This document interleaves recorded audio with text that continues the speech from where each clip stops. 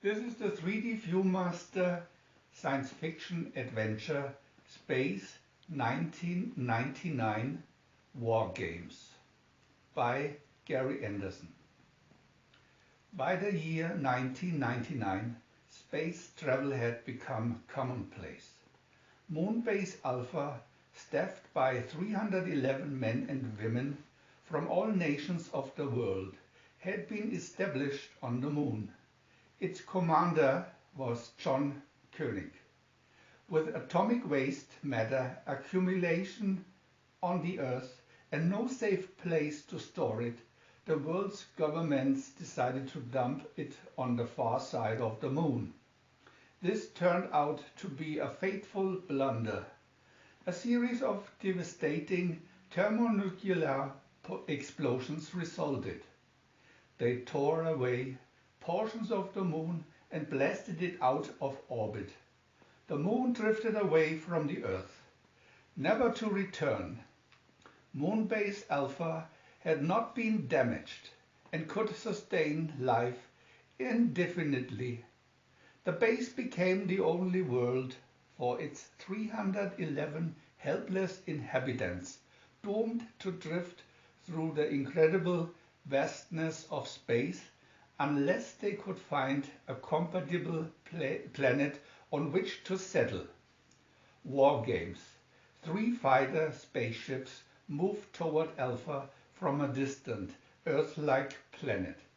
In the main mission room of Alpha, Commander Koenig and his staff watched their approach on the big monitor screen. Koenig turned grimly to his communications officer, Paul Moreau.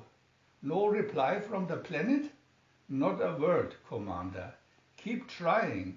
Professor Victor Bergman, the resident scientist, studied the alien ships carefully. They look like Earth-type hawks, he said in amazement. Alan Carter, reconnaissance officer, jumped to his feet. They're war machines, and that's enough for me. All right, Alan, get going, said Koenig. On a big screen, Koenig and the main mission operatives watched Eagle Flight 1's 3 interceptor ships lift off from Alpha and speed toward the approaching Hawks. Carter commanded the flight. Technical Officer Kano studied his computer readout. Alien ships within striking range for only 45 seconds, he reported to the commander. Viewmaster Reel 1. Picture 1. The Eagles fired warning laser shots, but the Hawks streaked over past them, heading directly for Moonbase Alpha. Koenig strode to the console and punched a button. The face of Carter appeared on the small monitor screen. Get on their tails, Alan, he ordered. 20 seconds, warned Kano. Picture 2. All eyes were on Koenig. Only he could give the order to fire on the aliens. 10 seconds, said Kano tensely. They're getting away from us, Commander, said Carter's voice on the monitor. 5 seconds. Fire, commanded Koenig. 3 laser beams shot out from the Eagles, striking the alien ships. Each hawk blew up and disappeared. Commander, cried Sandra. A new contact. On the big screen, 3 more hawks were approaching from a different direction. Koenig sprang into action. He pressed the intercom button. Eagle Flight 2, lift off. Picture 3. The hawks swooped closer until the leading one, a menacing figure against the blackness of space, filled the big screen. Eagle 4, the first of the 3 ships of Flight 2, lifted off Pad 4 and rose to meet it. Picture 4. Tensely, Koenig and his crew watched the Eagle take off. It was scarcely in flight before a hawk zoomed at it and fired. The Eagle exploded, showering Alpha with wreckage. The watchers groaned. Picture 5. Eagle 5, its jet engine screeching, was now ready to lift off. It cleared the pad and moved a few feet into space, but that was all. A hawk blasted it and Eagle 5 disintegrated. Picture 6. Eagle 6 stood on the pad, its motors roaring to life. But the ship never had a chance. A laser beam struck it before it could move.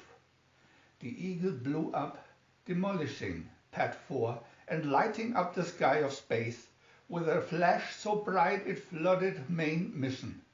The blast ripped upon the wall of the corridor connecting with Pad 4. Air in the corridor rushed explosively out into the vacuum of space, sucking out some personnel and insuring others. Dr. Helena Russell, Chief Medical Officer, raced to the medical center where casualties were being wheeled in on trolleys. Meanwhile, Eagle Flight 1, led by Carter, was speeding to intercept the 3 Hawks.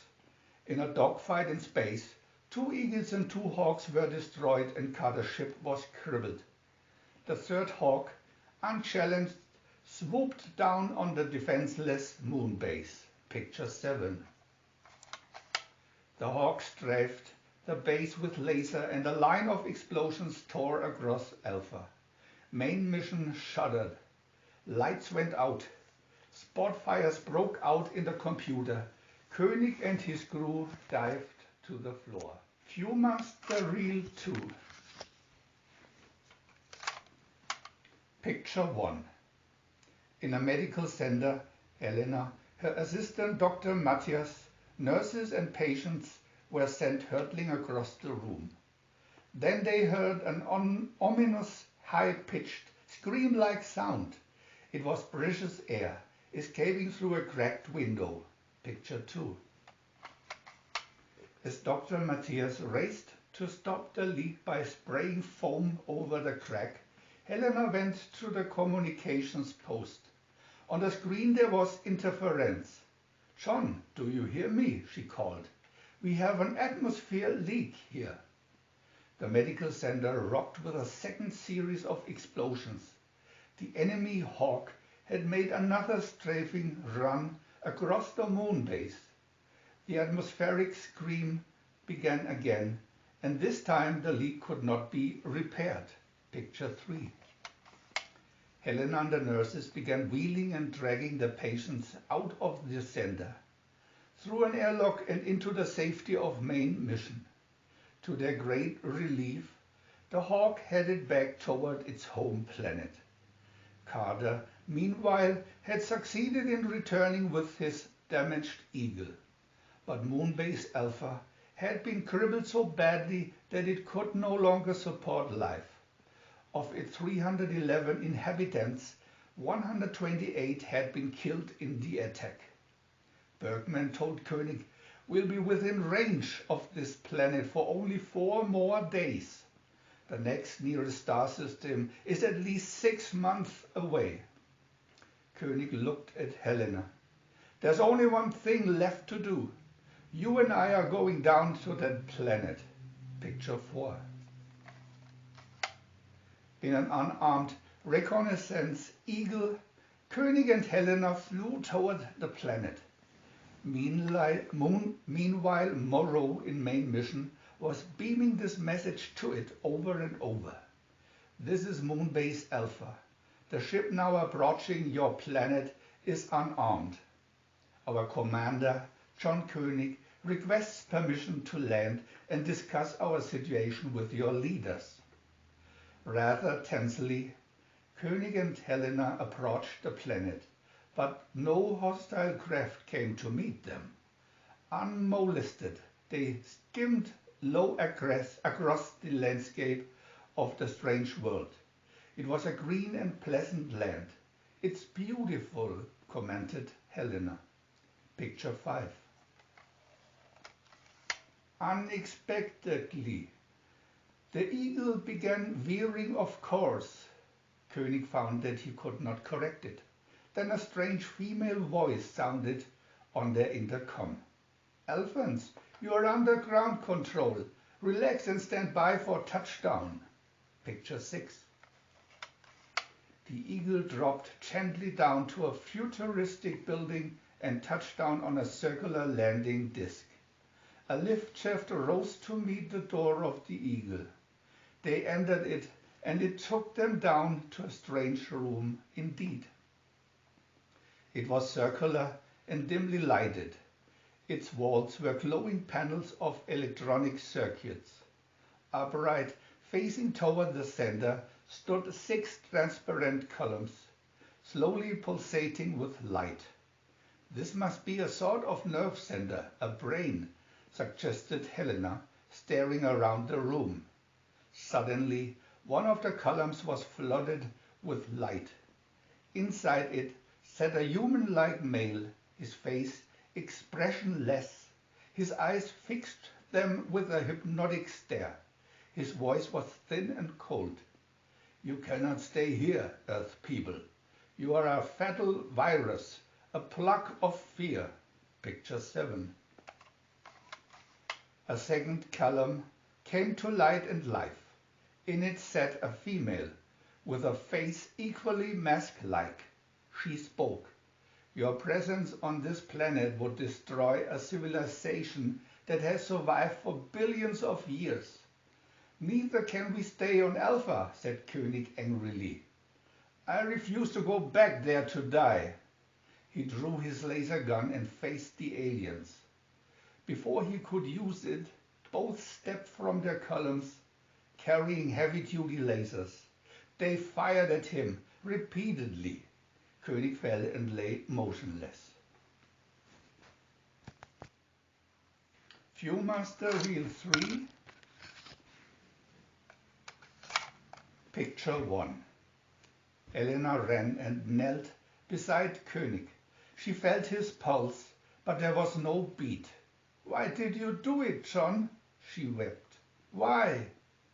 Picture 2.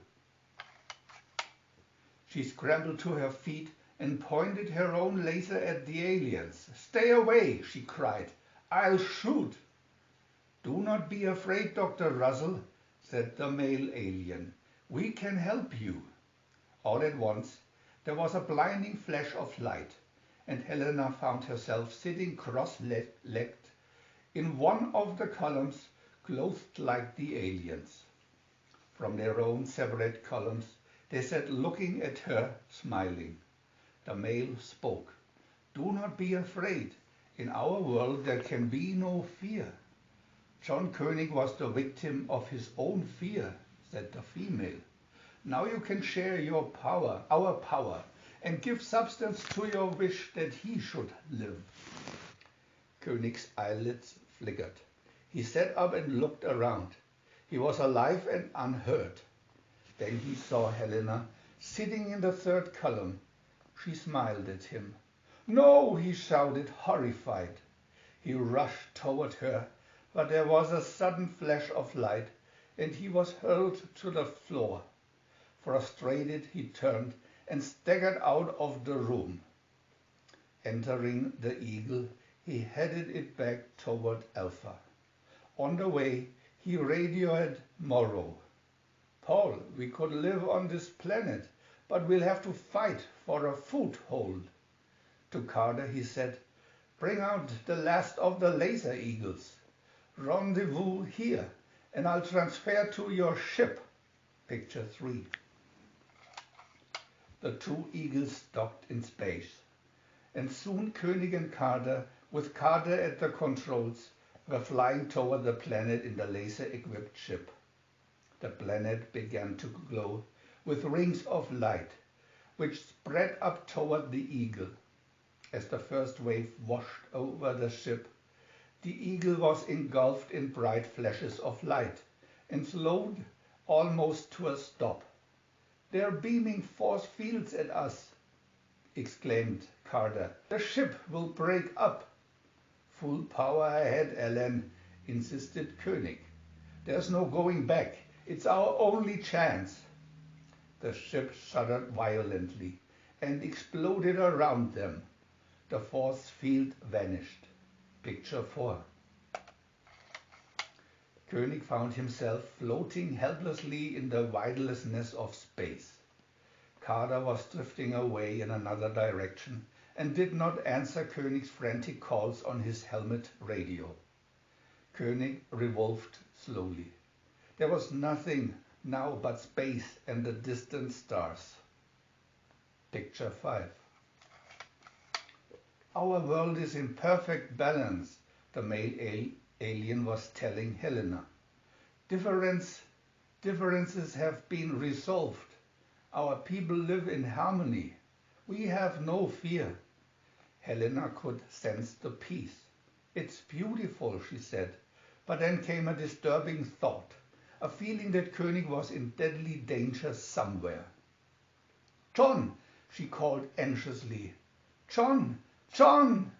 Far out in space, Koenig's drifting body turned toward the planet and began to fall rapidly. Picture 6. Koenig entered the planet's control center and moved stealthily into the circular room with the glowing columns. He drew his heavy laser gun, aimed it at the cases containing the two aliens and fired. A gigantic explosion hurled him backward and to the floor. A crescendo of flashes and explosions followed. The entire building was crashing around him. He crawled painfully through the wreckage, calling, "Helena, Helena!" Beneath a heap of rubble, he saw a hand protruding. Frantically, he flung the wreckage to one side. It was Helena, alive and uninjured. On the big screen at Main Mission in Alpha Moon Base, Koenig and his crew watched Eagle Flight 1's 3 interceptor ships lift off from Alpha and speed toward the 3 approaching Hawks. Technical Officer Kano studied his computer readout. Alien ships within striking range for only 55 seconds, he reported. Picture 7. All eyes were on Koenig. Only he could give the order to fire. 10 seconds, 5 seconds. Koenig frowned for a moment, as if recalling something. "Ellen, hold your fire," he commanded. Everyone stared in blank amazement and horror. Was the commander out of his mind?